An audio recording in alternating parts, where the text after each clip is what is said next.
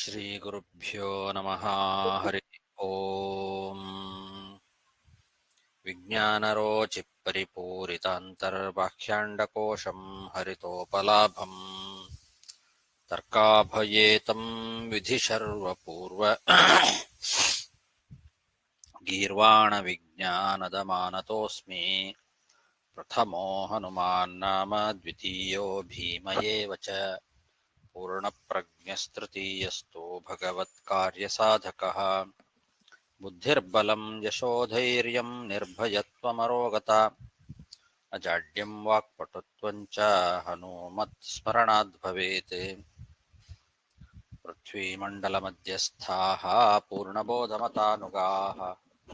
ವೈಷ್ಣವಾ ವಿಷ್ಣುಹೃದಯಾಃ ತಾನ್ನಮಸ್ಯೆ ಗುರುನ್ ಮಮ. ಜನ್ಮಾದ್ಯಸ್ಯ ಯತೋನ್ಮಯಾದಿತರತಶ್ಚಾರ್ಥೇಷ್ವಭಿಜ್ಞಸ್ವರಾಟ್. ತೇನೇ ಬ್ರಹ್ಮಹೃದಾಯ ಆದಿಕವಯೇ ಮುಹ್ಯಂತಿ ಯಂ ಸೂರಯಃ. ತೇಜೋ ವಾರಿಮೃದಾಂ ಯಥಾ ವಿನಿಮಯೋ ಯತ್ರ ತ್ರಿಸರ್ಗೋ ಮೃಷಾ. ಧಾಮ್ನಾ ಸ್ವೇನ ಸದಾ ನಿರಸ್ತಕುಹಕಂ ಸತ್ಯಂ ಪರಂ ಧೀಮಹಿ. ಸೃಷ್ಟಿಸ್ಥಿತ್ಯಪ್ಯೇಹಾ ನಿಯತಿದೃಶಿತಮೋ ಬಂಧಮೋಕ್ಷಾಶ್ಚ ಯಸ್ಮಾದಸ್ಯ ಶ್ರೀ ಬ್ರಹ್ಮರುದ್ರಪ್ರಭೃತಿಸುರನರದ್ವೇಷಶತ್ರುತ್ಮಕಸ್ಯ ವಿಷ್ಣೋರ್ವ್ಯಸ್ತಾಃ ಸಮಸ್ತಾಃ ಸಕಲಗುಣನಿಧಿಃ ಸರ್ವದೋಷವ್ಯಪೇತಃ. ಪೂರ್ಣಾನಂದೋ ವ್ಯಯೋ ಯೋ ಗುರುರಪಿ ಪರಮಃ ಚಿಂತಯೇತಂ ಮಹಾಂತಂ.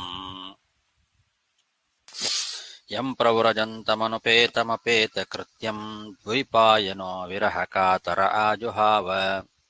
ಪುತ್ರೇತಿ ತನ್ಮಯತಯಾ ತರವೋಪಿ ನೇದುಃ तं ಸರ್ವಭೂತಹೃದಯಂ ಮುನಿಮಾನತೋಸ್ಮಿ. ಶ್ರೀಗುರುಭ್ಯೋ ನಮಃ.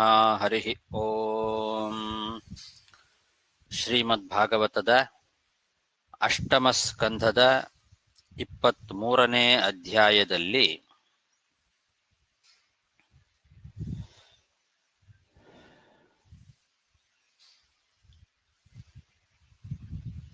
ಹದಿನೈದನೇ ಶ್ಲೋಕ, 16ನೇ ಶ್ಲೋಕ. ತಸ್ಯಾದೀನತರಂ ವಾಕ್ಯಂ ಆಶ್ರುತ್ಯ ಸ ಮಹೀಪತಿಃ. ಕಲಶಾಪ್ಸು ನಿಧಾಯೈನಾಂ ದಯಾಲುರ್ನಿನ್ಯ ಆಶ್ರಮಂ.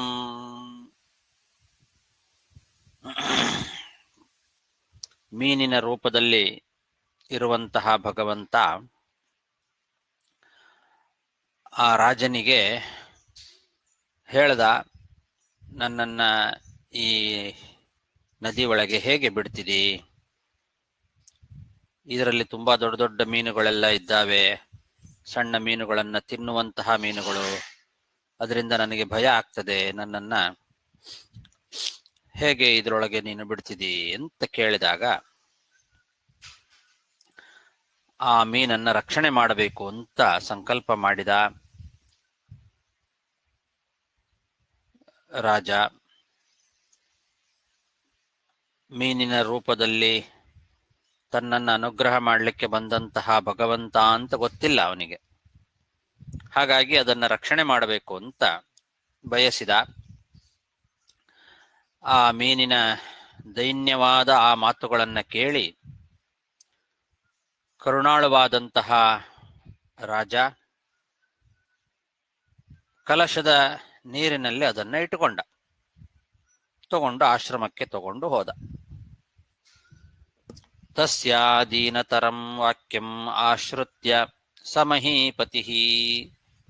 ಕಲಶಾಪ್ಸು ನಿಧಾಯೈನಾಂ ದಯಾಲುರ್ನಿನ್ಯ ಆಶ್ರಮಂ. ಸಾ ತು ತತ್ರೈಕರಾತ್ರೇಣ ವರ್ಧಮಾನಾ ಕಮಂಡಲೌ. ಅಲಬ್ಧಾತ್ಮಾವಕಾಶಂ ವಾ ಇದಮಾಹ ಮಹೀಪತಿಂ. ಸರಿ, ಆ ಮೀನನ್ನ ಮನೆಗೆ ತಗೊಂಡು ಹೋದ. ಕಲಶದಲ್ಲಿ ಇಟ್ಟುಕೊಂಡು ತಗೊಂಡು ಹೋಗಿದ್ದ. ಅದು ಒಂದೇ ರಾತ್ರಿಯಲ್ಲಿ ಆ ಕಲಶದಲ್ಲಿ ಇರಲಿಕ್ಕೆ ಸಾಧ್ಯವಾಗದೇ ಇರುವಷ್ಟು ದೊಡ್ಡದಾಗಿ ಬೆಳೆದು ಬಿಡ್ತು.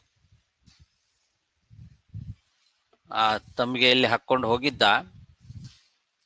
ಅದು ಅವತ್ತು ಒಂದೇ ದಿವಸ ಒಂದೇ ರಾತ್ರಿಯಲ್ಲೇನೆ ದೊಡ್ಡದಾಗಿ ಬೆಳೆತು. ಅದಕ್ಕೆ ಆ ಕಲಶ ಸಾಕಾಗಲಿಲ್ಲ. ಆ ಕಲಶದಲ್ಲಿ ಇರಲಿಕ್ಕೆ ಸಾಕಾಗದೇ ಇರುವಷ್ಟು ದೊಡ್ಡದಾಗಿ ಒಂದೇ ದಿವಸದಲ್ಲೇ ಬೆಳೆದು ಬಿಡ್ತು. ಬೆಳೆದು ಆ ರಾಜನಿಗೆ ಹೇಳ್ತಾ ಇದೆ ಆ ಮೀನು, ಸಾತು ತತ್ರೈಕರಾತ್ರೇಣ ವರ್ಧಮಾನ ಕಮಂಡಲೌ ಅಲಬ್ಧಾತ್ಮಾವಕಾಶಂ ವಾ ಇದಮಾಹ ಮಹೀಪತಿಂ. ಏನ್ ಹೇಳ್ತು ಮೀನು? ನಾಹಂ ಕಮಂಡಲಾವಸ್ಮಿನ್ ಕೃಚ್ಛ್ರಂ ವಸ್ತುಮಿಹೋತ್ಸಹೇ ಕಲ್ಪಯೌಕಸ್ಸು ವಿಪುಲಂ ಯತ್ರಾಹಂ ನಿವಸೇ ಸುಖಂ. ಆ ಮೀನು ರಾಜನಿಗೆ ಹೇಳ್ತಾ ಇದೆ, ನಾನು ಈ ಕಲಶದೊಳಗೆ ತುಂಬಾ ಕಷ್ಟಪಟ್ಟು ವಾಸ ಮಾಡ್ಕೊಂಡಿರ್ಲಿಕ್ಕೆ ನನ್ನ ಕೈಯಿಂದ ಆಗೋದಿಲ್ಲ. ನನಗೆ ಸ್ವಲ್ಪ ವಿಸ್ತಾರವಾದ ಒಳ್ಳೆ ಜಾಗವನ್ನು ಮಾಡಿಕೊಡು. ಇದು ಬಹಳ ನನಗೆ ಚಿಕ್ಕದಾಗ್ತಾ ಇದೆ, ಕಷ್ಟ ಆಗ್ತಾ ಇದೆ ಇದರಲ್ಲಿ ಇರಲಿಕ್ಕೆ. ನನಗೆ ಇನ್ನೂ ಸ್ವಲ್ಪ ದೊಡ್ಡ ಜಾಗ, ವಿಸ್ತಾರವಾಗಿ ನಾನು ವಾಸ ಮಾಡ್ಕೊಂಡಿರಬೇಕಾಗಿದೆ. ಅಂತಹ ಒಂದು ಜಾಗವನ್ನು ನನಗೆ ಮಾಡಿಕೊಡು, ಅಲ್ಲಿ ನಾನು ಸುಖವಾಗಿ ವಾಸ ಮಾಡುತ್ತೇನೆ ಅಂತ ಆ ಮೀನು ಹೇಳ್ತು. ನಾಹಂ ಕಮಂಡಲಾವಸ್ಮಿನ್ ಕೃಚ್ಛ್ರಂ ವಸ್ತುಮಿಹೋತ್ಸಹೇ ಕಲ್ಪಯೌಕಸ್ವ ವಿಪುಲಂ ಯತ್ರಾಹಂ ನಿವಸೇ ಸುಖಂ. ಸಯೇನಾಂ ತತ ಆದಾಯ ನ್ಯಧಾದೌ ದಂಚನೋದಕೆ ತತ್ರ ಕ್ಷಿಪ್ತಾ ಮುಹೂರ್ತೇನ ಹಸ್ತತ್ರಯಮವರ್ಧತ. ಸರಿ ಅಂತ ರಾಜ ಏನ್ ಮಾಡಿದ, ಆ ಮೀನನ್ನ ಎತ್ತಿ ಕಲಶದಿಂದ ತೆಗೆದು ಒಂದು ದೊಡ್ಡ ಕಡಾಯಿ ಒಳಗೆ ಹಾಕಿ ಇಟ್ಟ. ಅದಕ್ಕೆ ಸ್ವಲ್ಪ ವಿಸ್ತಾರವಾಗಿ ಆರಾಮಾಗಿ ಓಡಾಡ್ಲಿಕ್ಕೆ ಜಾಗ ಆಗ್ಲಿ ಅಂತ ಒಂದು ದೊಡ್ಡ ಕಡಾಯಿಯಲ್ಲಿ ನೀರಿನಲ್ಲಿ ಹಾಕಿ ಆ ಮೀನನ್ನ ಇಟ್ಟ. ಅಲ್ಲಿ ಹಾಕಿದ್ರೆ ಅದು ಒಂದೇ ಮುಹೂರ್ತದಲ್ಲಿ 3 ಮೊಳದಷ್ಟು ದೊಡ್ಡದಾಯ್ತು. ಹಿಂದಿನ ದಿವಸ ಆದರೆ ಆ ಕಲಶದ ಒಳಗೆ ಒಂದು ರಾತ್ರಿಯಲ್ಲಿ ಆ ಕಲಶ ಸಾಕಾಗದೇ ಇರುವಷ್ಟು ದೊಡ್ಡದಾಗಿ ಬೆಳೆದಿತ್ತು. ಈಗ ದೊಡ್ಡ ಕಡಾಯಿಯಲ್ಲಿ ಹಾಕಿದಾನೆ. ಅದರಲ್ಲಿ ಒಂದೇ ಮುಹೂರ್ತದಲ್ಲಿ, ಒಂದು ಮುಹೂರ್ತ ಅಂದ್ರೆ ಎಷ್ಟು, ಒಂದು 40 ನಿಮಿಷ ಅಷ್ಟೇ, ಅಷ್ಟರ ಒಳಗೆ 3 ಮೊಳ, ಹಸ್ತತ್ರಯಂ ಅಂದ್ರೆ ಒಂದು ಹಸ್ತ ಅಂದ್ರೆ ಒಂದು ಮೊಳ ಅಂತ ಅರ್ಥ. ಒಂದು ಮೊಳ ಅಂತೇವೆ, ಇಲ್ಲ ಒಂದು ಸ್ಕ್ವೇರ್ ಫೀಟ್ ಅಂತ ಹೇಳ್ಬೋದು. ಅಷ್ಟದ್ದು 3 ಮೊಳ ಬೆಳೆದು ಬಿಡ್ತು ಒಂದು ಮುಹೂರ್ತದಲ್ಲಿ. ಸಯೇನಾಂ ತತ ಆದಾಯ ನ್ಯಧಾದೌ ದಂಚನೋದಕೆ ತತ್ರ ಕ್ಷಿಪ್ತಾ ಮುಹೂರ್ತೇನ ಹಸ್ತತ್ರಯಮವರ್ಧತ.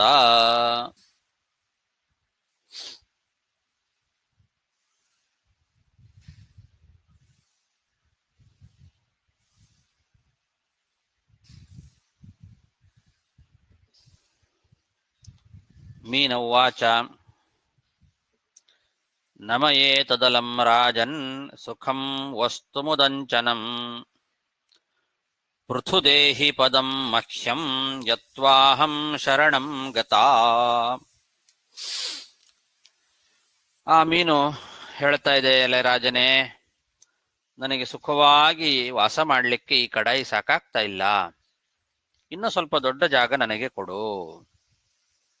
ನಾನು ನಿನ್ನನ್ನು ಶರಣಾಗತನಾಗಿ ಬಂದಿದ್ದೇನೆ, ನನ್ನನ್ನು ರಕ್ಷಣೆ ಮಾಡಬೇಕು ನೀನು. ನನಗೆ ಈ ಜಾಗ ಸಾಕಾಗ್ತಾ ಇಲ್ಲ, ಈ ಕಡಾಯಿ ನನಗೆ ಸಾಕಾಗ್ತಾ ಇಲ್ಲ, ಇನ್ನೂ ಸ್ವಲ್ಪ ದೊಡ್ಡ ಜಾಗವನ್ನು ನನಗೆ ಕೊಡು ಅಂತ ಮತ್ತೆ ಮೀನು ಕೇಳ್ತು. ನಮ ಏತದಲಂ ರಾಜನ್ ಸುಖಂ ವಸ್ತು ಮುದಂಚನಂ ಪೃಥುದೇಹಿ ಪದಂ ಮಹ್ಯಂ ಯತ್ವಾಹಂ ಶರಣಂ ಗತಾ. ಶ್ರೀ ಶುಕ ಉವಾಚ. ಇಲ್ಲಿ ತಾತ್ಪರ್ಯ ಇದೆ.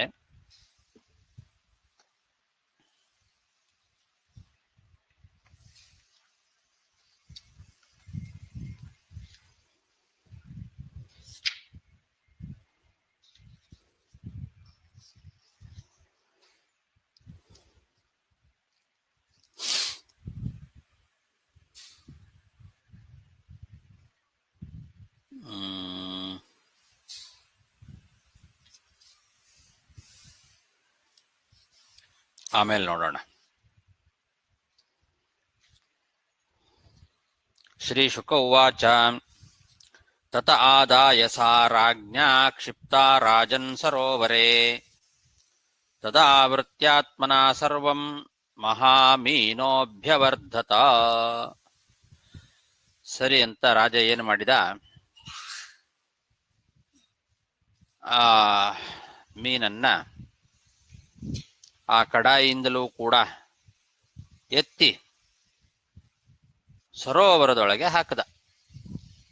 ಇದು ಕಡಾಯಿ ಸಾಕಾಗೋದಿಲ್ಲ ಇದರೊಳಗೆ ಅಂತ ಹೇಳಿ ಮನೆ ಒಳಗೆ ಇಟ್ಕೊಳ್ಳಿಕ್ಕಾಗೋದಿಲ್ಲ ಇದನ್ನ ಅಂತ ಎತ್ತಿ ಅದನ್ನ ದೊಡ್ಡದಾಯಿತು ಸರೋವರದ ಒಳಗೆ ಹಾಕಿದ.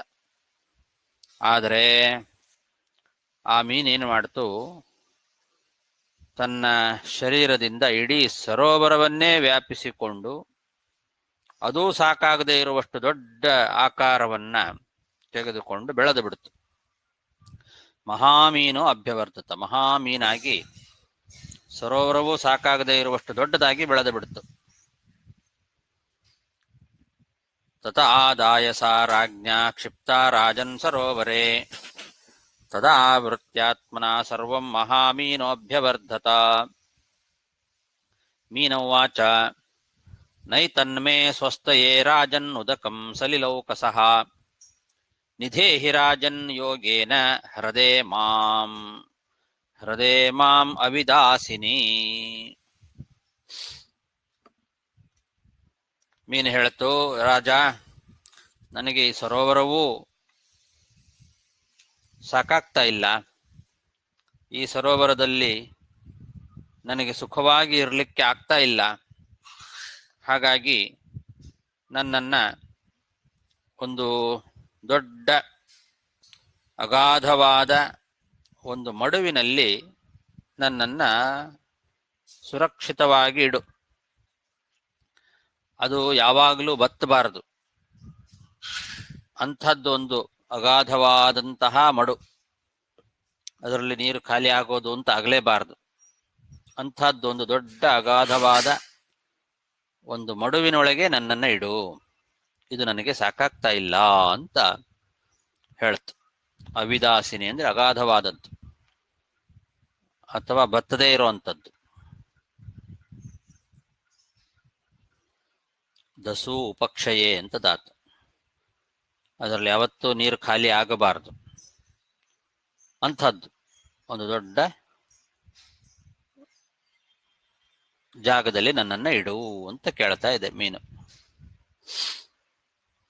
ನೈತನ್ಮೇ ಸ್ವಸ್ತಯೇ ರಾಜನ್ ಉದಕಂ ಸಲಿಲೌಕಸಃ ನಿಧೇಹಿ ರಾಜನ್ ಯೋಗೇನ ಹೃದೇ ಮಾಮವಿದಾಸಿನಿ. ಶ್ರೀ ಶುಕ ಉವಾಚ ಇತ್ಯುಕ್ತಃ ಸೋನಯನ್ ಮತ್ಸ್ಯಂ ತತ್ರಾವಿದಾಸಿನಿ ಜಲಾಶಯೇ ಸಂಮಿತಂ ತಂ ಸಮುದ್ರೇ ಪ್ರಾಕ್ಷಿಪಜ್ಜಶಂ. ಈ ರೀತಿ ಮೀನು ಹೇಳಿದಾಗ ರಾಜ ಆಲೋಚನೆ ಮಾಡಿದ, ಸರಿ ಈ ಮೀನನ್ನ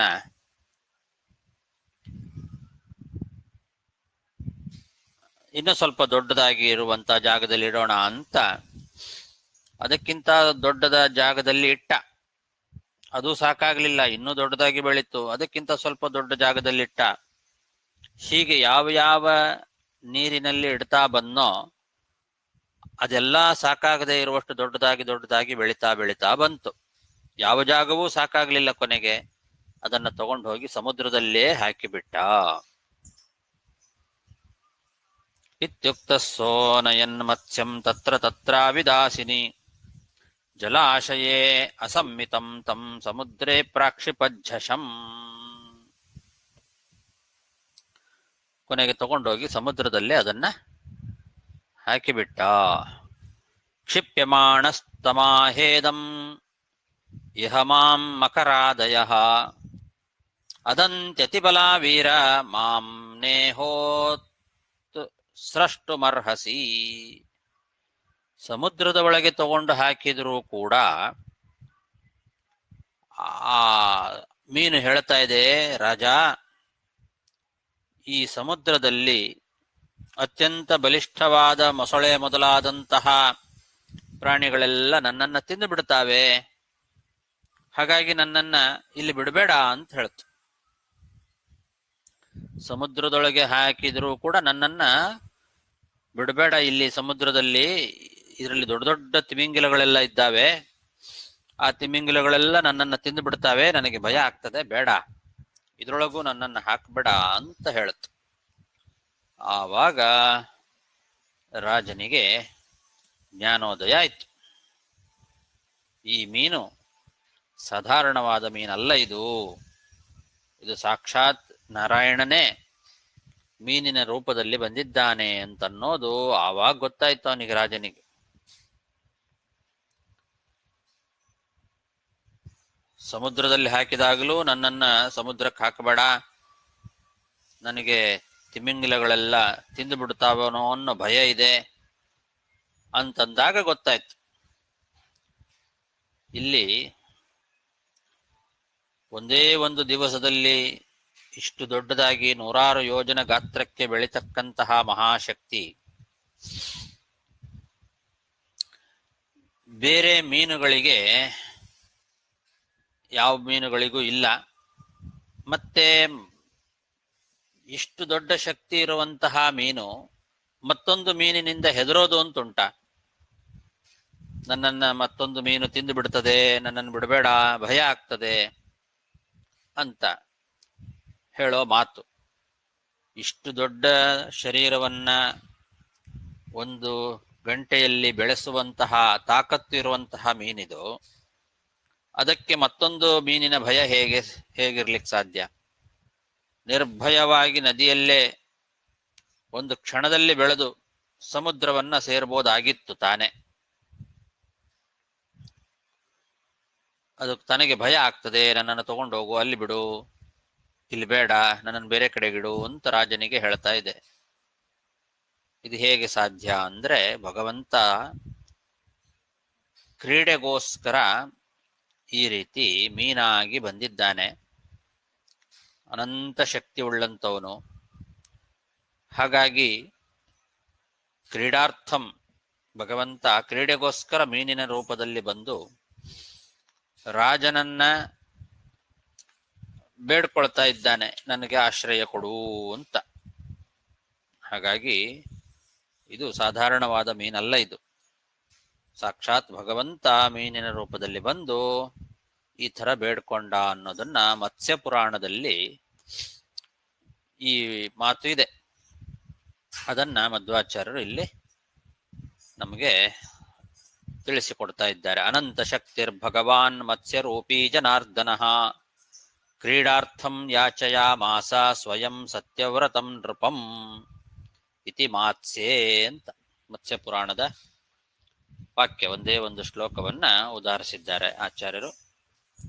ಅನಂತ ಶಕ್ತಿ ಉಳ್ಳಂತಹ ಭಗವಂತ ಮತ್ಸ್ಯರೂಪಿಯಾಗಿ ಕ್ರೀಡಾರ್ಥಂ ಯಾಚಯಾಮಾಸ, ಕೇವಲ ಕ್ರೀಡೆಗೋಸ್ಕರ ಆ ಸತ್ಯವ್ರತ ರಾಜನನ್ನ ಬೇಡ್ಕೊಳ್ತಾ ಇದ್ದಾನೆ, ನನಗೆ ಆಶ್ರಯ ಕೊಡು ಅಂತ.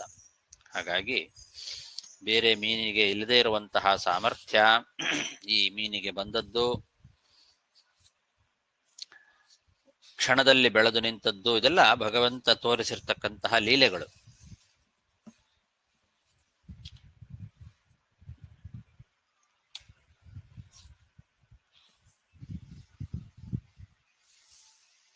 ಏವಂ ವಿಮೋಹಿತಸ್ತೇನ ವದತಾ ವಲ್ಗು ಭಾರತೀಂ ತಮಾಹ ಕೋ ಭವಾನಸ್ಮಾನ್ ಮತ್ಸ್ಯರೂಪೇಣ ಮೋಹಯನ್.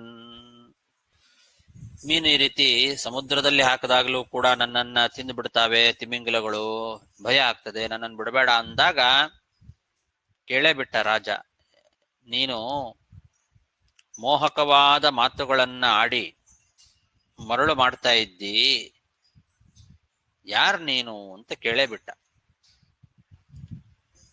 ಮೀನಿನ ರೂಪದಲ್ಲಿ ಬಂದು ನನ್ನನ್ನ ಮರಳು ಮಾಡ್ತಾ ಇದ್ದೀಯಲ್ಲ, ಯಾರ್ ನೀನು ಅಂತ ಬಹಳ ಆಶ್ಚರ್ಯ ಆಯ್ತು ಅವನಿಗೆ. ಏವಂ ವಿಮೋಹಿತಸ್ತೇನ ವದತಾವಲ್ಗು ಭಾರತೀಂ ತಮಾಹಕೋ ಭವಾನ್ ಅಸ್ಮಾನ್ ಮತ್ಸ್ಯರೂಪೇಣ ಮೋಹಯನ್ ನೈವಂ ವೀರ್ಯೋ ಜಲಚರೋ ದೃಷ್ಟೋಸ್ಮಾಭಿಶ್ರುತೋಪಿ ವಾ ಯೋ ಭವಾನ್ ಯೋಜನಶತಂ ಅಹ್ನಾಯವ್ಯಾನಶೇ ಸರಹ. ಸ್ವಲ್ಪ ಸಮಯದಲ್ಲೇ 100 ಯೋಜನ ಇರುವಂತಹ ಸರೋವರವನ್ನೂ ವ್ಯಾಪಿಸಿ ಬೆಳೆದಿದ್ದಿ. ಇಂಥ ಸಾಮರ್ಥ್ಯದ ಮೀನನ್ನು ನಾವು ಯಾವತ್ತೂ ನೋಡೂ ಇಲ್ಲ, ಕೇಳೂ ಇಲ್ಲ. ಅಂಥ ಮೀನು ನೀನು, ಯಾರು ನೀನು? ನೈವಂ ವೀರ್ಯೋ ಜಲಚರೋ ದೃಷ್ಟೋಸ್ಮಾಭಿಶ್ರುತೋಪಿ ವಾ ಯೋ ಭವಾನ್ ಯೋಜನಶತಮಹ್ನಾಯವ್ಯಾನಶೇ ಸರಹ ನೂನಂ ತ್ವಂ ಭಗವಾನ್ ಸಾಕ್ಷಾತ್ ಹರಿರ್ನಾರಾಯಣೋ ವ್ಯಯಃ ಅನುಗ್ರಹಾಯ ಭೂತಾನಾಂ ಧತ್ಸೆ ರೂಪಂ ಜಲೌಕಸಂ. ನೀನು ಇಷ್ಟು ಸಾಮರ್ಥ್ಯವುಳ್ಳಂತಹ ಮೀನು ಅಂತಂದ್ರೆ ನೀನು ಸಾಕ್ಷಾತ್ ಭಗವಂತನೇ, ನಾರಾಯಣನೇ, ಬೇರೆ ಯಾರೂ ಆಗಿರ್ಲಿಕ್ಕೆ ಸಾಧ್ಯ ಇಲ್ಲ ಅಂತ ತಾನೇ ತೀರ್ಮಾನ ಮಾಡಿದ್ದಾನೆ. ಎಂಥ ನಾರಾಯಣ ನೀನು! ಅವ್ಯಯ ಭಗವಾನ್, ನಾಶರಹಿತನಾದ ಸರ್ವೋತ್ತಮನಾದ ನಾರಾಯಣನೇ ನೀನು. ನೂನಂ, ಇದು ನಿಶ್ಚಯ. ಭಗವಂತ ಭಕ್ತರನ್ನ ಅನುಗ್ರಹ ಮಾಡಲಿಕ್ಕೆ ನಾನಾ ರೂಪಗಳನ್ನು ಧಾರಣೆ ಮಾಡ್ತಾನೆ ಅಂತ ಕೇಳಿದ್ದೇನೆ. ನೀನು ಜೀವಿಗಳನ್ನ ಅನುಗ್ರಹ ಮಾಡಲಿಕ್ಕೆ ಜಲಚರವಾದ ಈ ಆಕಾರವನ್ನು ಧಾರಣೆ ಮಾಡಿ ಬಂದಿದ್ದಿ. ನಿಶ್ಚಯ ನೀನು ನಾರಾಯಣನೇ ನೀನು ಅಂತ ಹೇಳ್ತಾ ಇದ್ದಾನೆ. ನೂನಂ ತ್ವಂ ಭಗವಾನ್ ಸಾಕ್ಷಾತ್ ಹರಿರ್ನಾರಾಯಣೋ ವ್ಯಯಃ ಅನುಗ್ರಹಾಯ ಭೂತಾನಾಂ ಧತ್ಸೆ ರೂಪಂ ಜಲೌಕಸಾಂ. ನಮಸ್ತೆ ಪುರುಷಶ್ರೇಷ್ಠ ಸ್ಥಿತ್ಯುತ್ಪತ್ತ್ಯವ್ಯಯೇಶ್ವರ ಭಕ್ತಾನಾಂ ನ ಪ್ರಪನ್ನಾನಾಂ ಮುಖ್ಯೋ ಹ್ಯಾತ್ಮ ಗತಿರ್ವಿಭೋಃ. ಯಾವಾಗ ಈ ಮೀನು ಸಾಕ್ಷಾತ್ ಭಗವಂತ ಅಂತ ಗೊತ್ತಾಯ್ತೋ ಆವಾಗ ಆ ಸತ್ಯವ್ರತ ಮಹಾರಾಜ ಭಕ್ತಿಯಿಂದ ಸ್ತೋತ್ರ ಮಾಡ್ತಾ ಇದ್ದಾನೆ. ಹೇ ಪುರುಷಶ್ರೇಷ್ಠ, ಪುರುಷೋತ್ತಮನಾದಂತಹ ಭಗವಂತನೇ, ನಿನಗೆ ನಮಸ್ಕಾರ. ನಮಸ್ತೆ. ಸೃಷ್ಟಿ, ಸ್ಥಿತಿ, ಲಯ ಮೊದಲಾದವುಗಳನ್ನೆಲ್ಲ ಮಾಡ್ತಕ್ಕಂತಹ ಶಕ್ತಿ ಉಳ್ಳವನು ನೀನು. ಎಲ್ಲೋ ಭಗವಂತನೇ, ನಿನಗೆ ನಮಸ್ಕಾರ. ಪ್ರಭೋ, ಭಕ್ತಾನಾಂನಃ ಪ್ರಪನ್ನಾನಾಂ ಮುಖ್ಯಃ ಆತ್ಮ. ಶರಣಾಗತರಾಗಿ ಬಂದಂತಹ ಭಕ್ತರಿಗೆ, ನಮ್ಮಂತಹ ಭಕ್ತರಿಗೆ ನೀನು ಮುಖ್ಯ ಸ್ವಾಮಿ, ನೀನೇ ಒಡೆಯ. ಎಲ್ಲರಿಗೂ ಸದ್ಗತಿಯನ್ನು ತಂದುಕೊಡ್ತಕ್ಕಂಥವನು ನೀನು. ಗತಿಹಿ ಅಂತಹ ನೀನು, ನಿನಗೆ ನಮಸ್ತೆ, ನಮಸ್ಕಾರ. ನಮಸ್ತೆ ಪುರುಷಶ್ರೇಷ್ಠ ಸ್ಥಿತ್ಯುತ್ಪತ್ತ್ಯಪ್ಯಯೇಶ್ವರ ಭಕ್ತಾನಾಂ ನ ಪ್ರಪನ್ನಾನಾಂ ಮುಖ್ಯೋ ಹ್ಯಾತ್ಮ ಗತಿರ್ವಿಭೋ.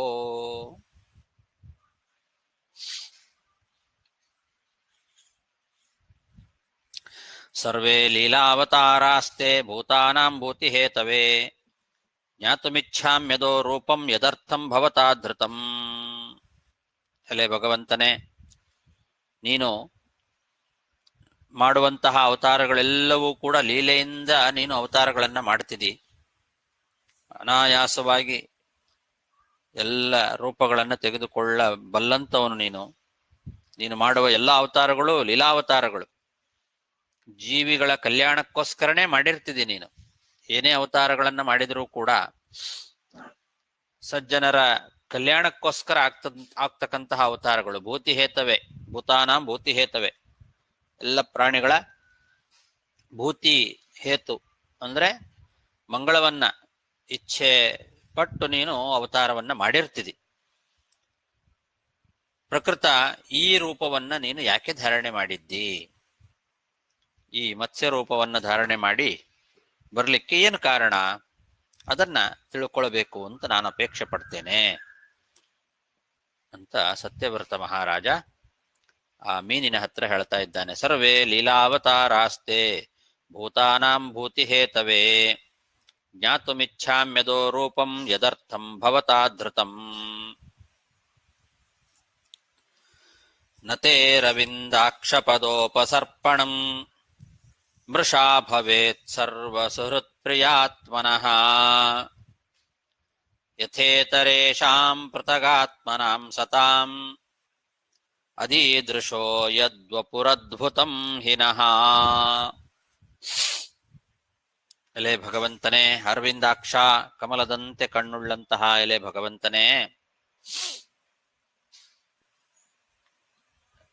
ನಿನ್ನ ಸ್ವರೂಪ ಎಲ್ಲ ಜೀವಿಗಳಿಗೂ ತಮಗೆ ಆಪ್ತರು ಅಂತ ಯಾರ್ಯಾರು ಅನಿಸ್ಕೊಂಡಿದ್ದಾರೋ ಅವರೆಲ್ಲರಿಗಿಂತಲೂ ಹೆಚ್ಚು ಪ್ರಿಯವಾದದ್ದು ನಿನ್ನ ಸ್ವರೂಪ. ಲೋಕದಲ್ಲಿ ಒಬ್ಬೊಬ್ಬರಿಗೆ ಒಬ್ಬೊಬ್ಬರು ಹಿಡಿಸ್ತಾರೆ, ಅವರಿಗೆ ಬಹಳ ಪ್ರೀತಿಪಾತ್ರರು ಅಂತ ಇರ್ತಾರೆ ಜಗತ್ತಿನಲ್ಲಿ. ಯಾರು ಎಷ್ಟು ಜಾಸ್ತಿ ಎಲ್ಲರನ್ನೂ ಪ್ರೀತಿಸ್ತಾ ಇರ್ತಾರೋ, ಅವರಿಗೆ ಅತ್ಯಂತ ಪ್ರೀತಿಪಾತ್ರರು ಅಂತ ಅನಿಸ್ಕೊಂಡಿರ್ತಾರೋ, ಆ ಎಲ್ಲರಿಗಿಂತಲೂ ಹೆಚ್ಚು ಪ್ರೀತಿಪಾತ್ರನಾದವನು ನೀನು. ಅಂಥ ಸ್ವರೂಪ ನಿಂದು. ಆದರೆ ಅಂಥ ನಿನ್ನ ಪಾದ ಸೇವೆಯನ್ನ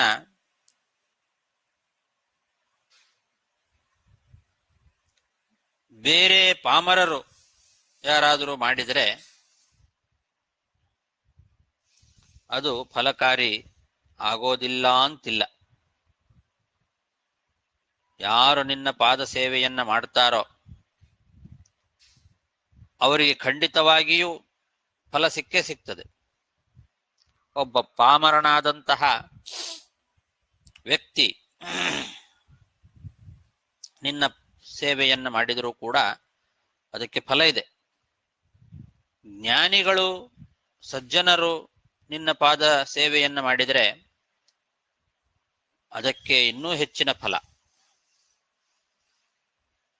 ಒಬ್ಬ ಸಾಧಾರಣ ಪಾಮರರು ನಿನ್ನ ಪಾದ ಸೇವೆಯನ್ನು ಮಾಡಿದರೇನೆ ಅದಕ್ಕೆ ಫಲ ಇದೆ.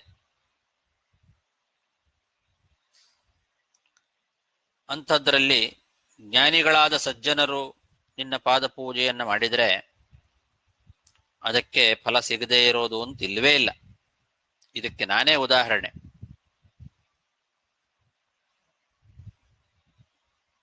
ನಾನೇ ಸಾಕ್ಷಿ. ಯಾಕೆ ಅಂದ್ರೆ ನೀನು ನನಗೆ ಇಂಥ ಒಂದು ಅದ್ಭುತವಾದ ರೂಪವನ್ನ ತೋರಿಸಿದ್ದಿ. ಯದ್ವಪುಹು ಅದ್ಭುತಂ ಹಿನಃ. ಆದ್ರಿಂದ ನಿನ್ನ ಪದೋಪಸರ್ಪಣಂ ಮೃಷಾ ನ ಭವೇತ್. ನಿನ್ನ ಪಾದ ಪೂಜೆಯನ್ನು ಮಾಡೋದು ಯಾವತ್ತೂ ವ್ಯರ್ಥ ಆಗೋದಿಲ್ಲ, ಯಾರಿಗೂ ಅದು ವ್ಯರ್ಥ ಆಗೋದಿಲ್ಲ. ಸುಹೃತ್ ಪ್ರಿಯಾತ್ಮನಃ, ಅತ್ಯಂತ ಪ್ರೀತಿಪಾತ್ರನಾದವನು ನೀನು. ಯಥಾ ಇತರೇಷಾಂ ಪೃಥಗಾತ್ಮನಾಂ ಸತಾಂ. ಒಬ್ಬ ಸಾಧಾರಣ ವ್ಯಕ್ತಿಗೂ ಕೂಡ ನೀನು ನಿನ್ನ ಪಾದ ಸೇವೆಯನ್ನು ಮಾಡಿದವರಿಗೆ ಫಲವನ್ನು ಕೊಡದೇ ಇರೋದಿಲ್ಲ. ಹೀಗಿರುವಾಗ ಜ್ಞಾನಿಗಳು, ಸಜ್ಜನರು ಮಾಡಿದಾಗ ಅದಕ್ಕೆ ಫಲ ಕೊಡದೇ ಇರ್ತೀಯಾ? ಅದು ಯಾವತ್ತೂ ವ್ಯರ್ಥ ಆಗೋದಿಲ್ಲ ನಿನ್ನ ಸೇವೆ. ಅದಕ್ಕೆ ನಾನೇ ಸಾಕ್ಷಿ. ಇಷ್ಟು ಅದ್ಭುತವಾದ ರೂಪವನ್ನು ನನಗೆ ದರ್ಶನ ಮಾಡಿಸಿದ್ದಿ.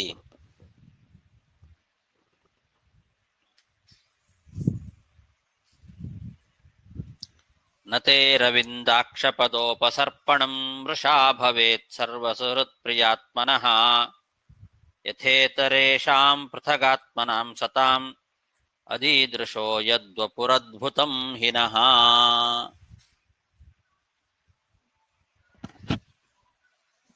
ಇತಿ ಬ್ರುವಾಣಂ ನೃಪತಿಂ ಜಗತ್ಪತಿಃ ಸತ್ಯವ್ರತಂ ಮತ್ಸ್ಯವಪುರ್ಯುಗಕ್ಷಯೇ ವಿಹರ್ತು ಕಾಮ ಪ್ರಳಯಾರ್ಣವೇ ಬ್ರವೀತ್ ಚಿಕೀರ್ಷುರೇಕಾಂತ ಜನಪ್ರಿಯಂ ಪ್ರಭು.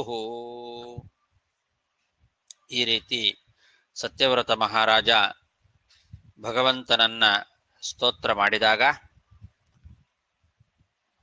ಆ ಭಗವಂತ ಮನ್ವಂತರ ಪ್ರಳಯದಲ್ಲಿ ಆ ಪ್ರಳಯ ಸಮುದ್ರದಲ್ಲಿ ವಿಹಾರ ಮಾಡಬೇಕು ಅನ್ನೋ ಇಚ್ಛೆಯಿಂದ ಮತ್ಸ್ಯಾವತಾರವನ್ನು ತಾಳಿರ್ತಕ್ಕಂತಹ ಜಗದೀಶ್ವರ ಸ್ವಾಮಿ ಪ್ರಭು ಶ್ರೀಹರಿ ಏಕಾಂತ ಭಕ್ತರಿಗೆ ಯಾವಾಗಲೂ ಸುಖವನ್ನ ಉಂಟು ಮಾಡಬೇಕು ಅಂತ ಇಚ್ಛೆಪಟ್ಟು ಈ ಮುಂದೆ ಹೇಳುವ ಮಾತನ್ನ ಹೇಳ್ತಾ ಇದ್ದಾನೆ. ಯುಗಕ್ಷಯೇ ವಿಹರ್ತು ಕಾಮಃ. ಈ ಪ್ರಳಯ ಕಾಲದಲ್ಲಿ, ಯುಗಕ್ಷಯ ಅಂದ್ರೆ ಪ್ರಳಯ, ಆ ಪ್ರಳಯ ಕಾಲದಲ್ಲಿ ಪ್ರಳಯಾರ್ಣವೇ ವಿಹರ್ತು ಕಾಮಃ, ಪ್ರಳಯ ಸಮುದ್ರದಲ್ಲಿ ವಿಹಾರ ಮಾಡಬೇಕು ಅನ್ನೋ ಇಚ್ಛೆಯಿಂದ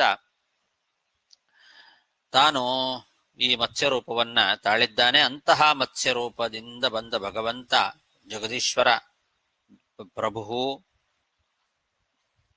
ಜಗತ್ಪತಿ ಆ ನೃಪತಿಂ ರಾಜನಾದಂತಹ ಸತ್ಯವ್ರತ ಮಹಾರಾಜನಿಗೆ ಈ ಮುಂದೆ ಹೇಳುವ ಮಾತನ್ನ ಹೇಳಿದ.